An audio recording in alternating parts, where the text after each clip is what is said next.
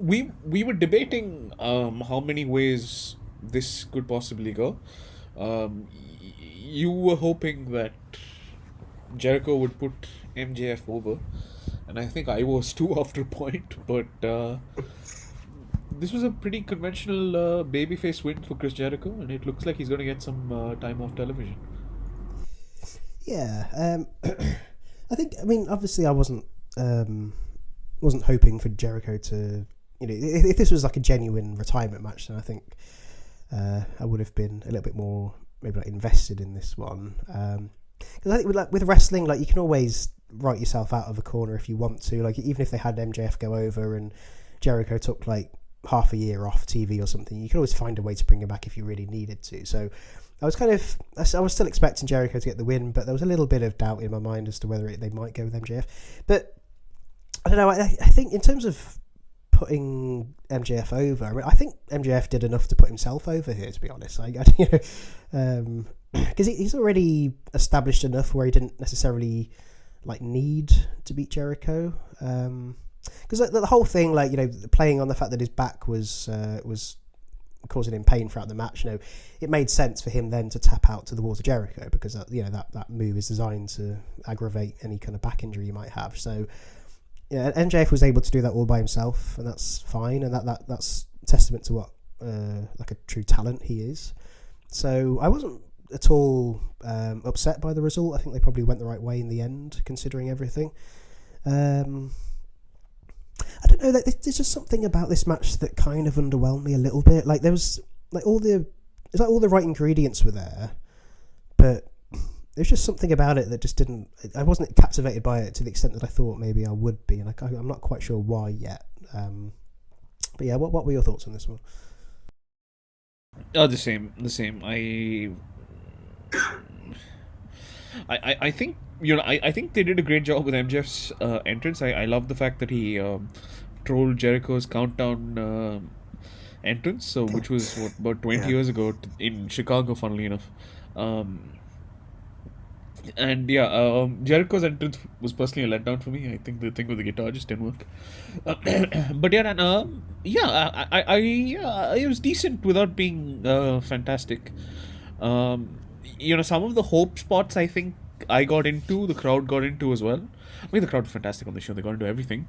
But like MJF and Jericho, I mean, they showed that both of them have the psychology down almost to the point where in some ways they had you believing that they had me at least believing that it was it for Jericho at some point.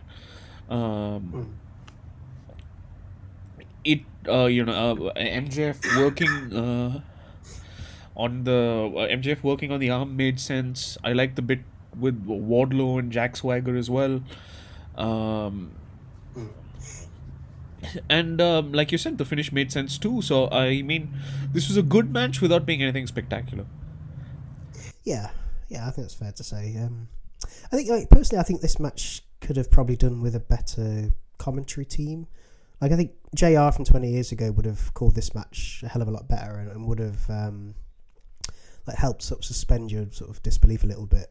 Because there wasn't really any point in the match where, like, I think they've tried to play it off a little bit, and they kind of I don't know whether if it's just JR's sort of general presentation these days compared to what it was, because we know what kind of a announcer he used to be, and it's still great to hear him like now, but he's not the same JR as he was sort of 20 years ago. But I think he just didn't allow you that level of investment or that emotional investment where you thought maybe Jericho's career is actually in jeopardy.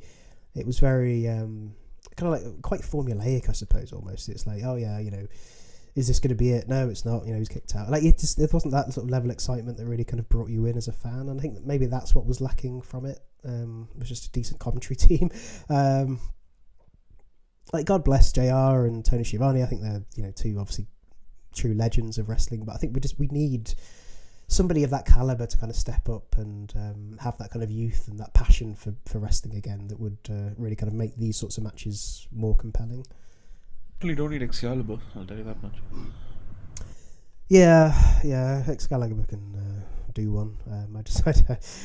Pat McAfee would have done a great job on this match. Yeah, absolutely. Actually, he's probably one of the. I mean, SmackDown's probably the best wrestling show out of everything at the minute, and I think he's a big part of that.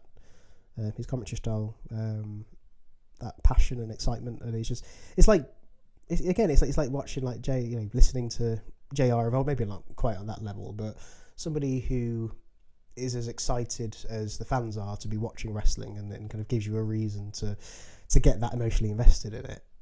Exactly. Yeah. I always thought his name escapes me now. The guy that was on NXT for a while, but has since left the company now. Was it Mauro Ronaldo?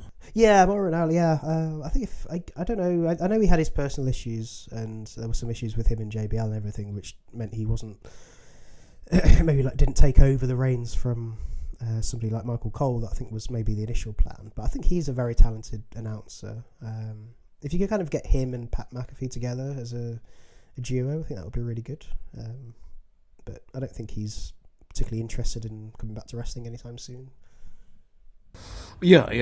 I mean, by all accounts, he enjoyed his run in NXT, but I think he was done with it by the time he had left. Yeah, which is a bit of a shame, but yeah. If AEW could get their hands on him, I think that would be a huge acquisition. That's a good shot, yeah. And I think, this whole never say never thing, it's like now they've got their hands on CM Punk, it's like anything's possible. If they can bring CM Punk back to wrestling, they can pretty much bring anyone back to wrestling.